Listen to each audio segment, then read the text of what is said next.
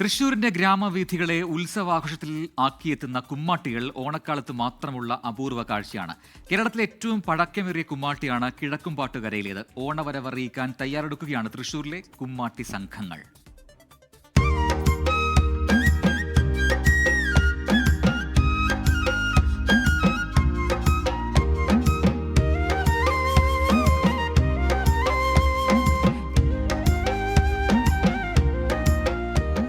ശരീരത്തിൽ പർപ്പടകപ്പുല്ല് വച്ച് കെട്ടി പൊയ്മുഖമണിഞ്ഞ വാദ്യമേളങ്ങളുടെ അകമ്പടിയോടെ കുമ്മാട്ടികൾ.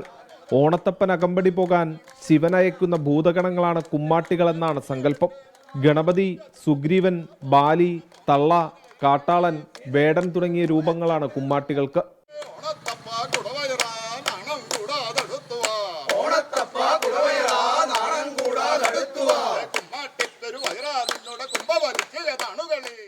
ഭഗവാന്റെ അനുഗ്രഹം കൊണ്ട് വിടണമാണ് ശിവഭൂതഗണങ്ങൾ കുമ്മാട്ടി. ആ ഭൂതഗണങ്ങളുടെ അനുഗ്രഹം ഉള്ള കാരണം ഇന്നിപ്പോൾ ഈ ദേശത്ത് കുമ്മാട്ടിപ്പുല്ല് എവിടെയുള്ളതെന്ന് വെച്ച് കഴിഞ്ഞാൽ അവരുടെ മനസ്സിൽ തോന്നിപ്പിക്കുന്ന പറയണത്.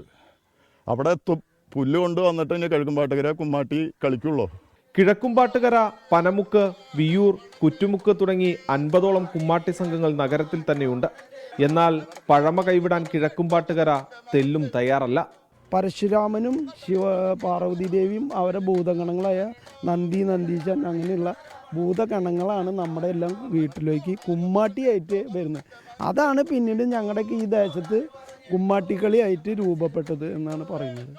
ഇനി ഓണനാളുകളിലെ കുമ്മാട്ടിക്കൂട്ടത്തിന്റെ വരവിനായി കാത്തിരിപ്പ്.